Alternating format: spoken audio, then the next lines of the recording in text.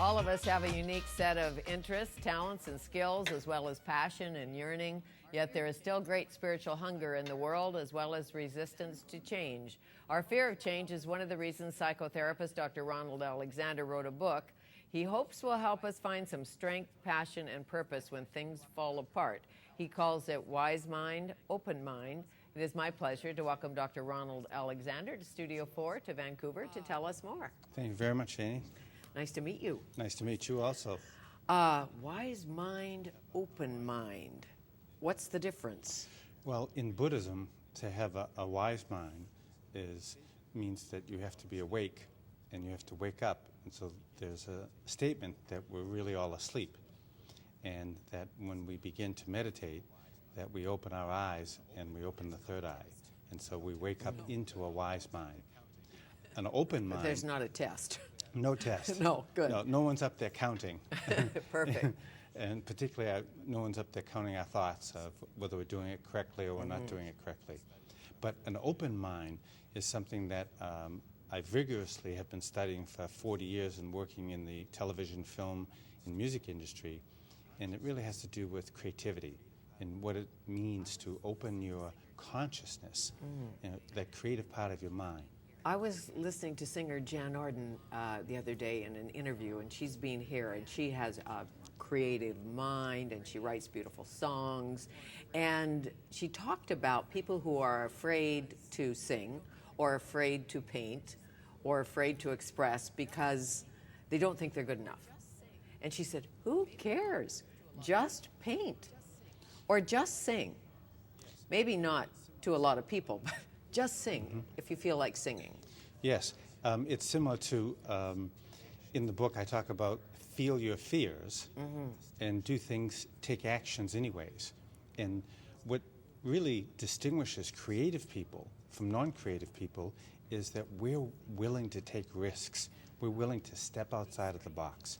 We're willing to think differently. Right. And be strange. And odd. And odd. And that's a bonus. It's a huge plus. Like I have a television producer, and he's been odd, like Salvador Dali, for example.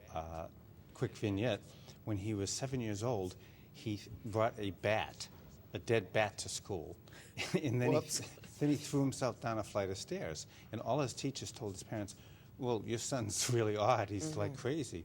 But one of his teachers said, I think he's really unique. And unique is good. Imagination is more important than knowledge. Einstein said that. We are raised often to be in tick-tock, to march in step, to mind, to not spend much time in the principal's office, or as little as you possibly can. Yeah. Some of the most interesting people I know were sent to the principal's office. Including me. Including me. Well, then we must be terribly interesting. But in this book, there's some very practical advice if you want to be brilliant at life and a brilliant artist in your life. And you talk about 3 steps to get there. Yes. The very first important step, if you really want to be brilliant and you really want to have a sense of breaking out into what I call your extraordinary uniqueness, and that's what open mind really is about, is to first identify, well, what are your resistances to change? Change is something we all want, we all desire, we all long to be creative, but people are so afraid to change. So step number 1 is identify what your resistance is to change are. So let go. You identify what the resistance is. Sometimes it's fear. Sometimes we think it's practical. We say, well, I can't possibly quit my job, even though I hate it, because I need money, and I need to support my family. So how could I possibly change that? Well, for example, I was working with a physician, emergency room doc, down on Laguna Beach, and he had 3 children, and he saw no way out. He was working 21 days a month, but he wanted to be a screenwriter. And so I said to him, and just something that came intuitively to me, is I said, start writing at night. Like when you come home and you can't sleep because you've been up all night, come home and write for 3 or 4 hours. And then within a year, he had sold a screenplay. Fabulous. We have an author here, Daniel Kella, who emergency doc, same story. He still works in emergency, but he writes thrillers now. Yeah. How great is Well, that? The famous writer who just recently died, Michael Crichton, was also a physician early in his career at UCLA, where I met him. He was an emergency room You doc. met Crichton? Yes. Yeah, That was a privilege. Yes, it was a great privilege. I was speaking at a conference on integrated medicine, and my contribution was, well, what's the relationship of creativity and open mind, which again is in the book, to integrated medicine? How can physicians, for example, Yes. which is a very technical job, how can they become more creative? And Michael was really fascinated about that. We had a whole conversation. Because true healers are creative. Very creative, because the true healers are doing things spontaneously. For example, when I go in every day, I see myself like a musician, and I was a musician early in my career in high school. I played in a band. And one of the things that I learned is real creativity comes not when you listen to what other people have been playing, but you get together and you jam. And you have the courage and the willingness to just let things flow in from that divine place of creative inspiration. If you have that musical talent, and as you say, everybody does have some musical talent, Yes. but to watch people do that is so fabulous. Yes. To play off one another and riff and do what they do. So, For example, when I was a young boy, I spent a lot of time on my grandmother's lap because my mother had many children.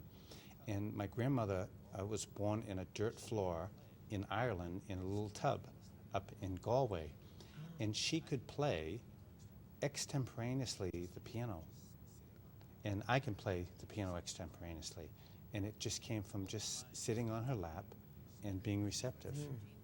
wow. And an open mind is being receptive. So it's in your genes a little bit, but it's Yes. also being receptive. So you took it in and you bought it. Some things you take in, you reject. Yes, and you push away. And unfortunately, if you're not willing to be a little odd or a little unusual, you sometimes reject some of the new fertile juice and the new fertile creative ideas that come. I was Sure. speaking to a... Too many rules. Yes, too many rules. And it's good to, I always say, if the wheel of creativity isn't broken, break it. Break it apart. When I'm working with musicians who've had a terrific freshman or sophomore CD or album, I say, break the model for your junior album. Yes. Do something differently. For example, Bob Dylan, who's done 336 different songs and 46 albums, there's not one similar.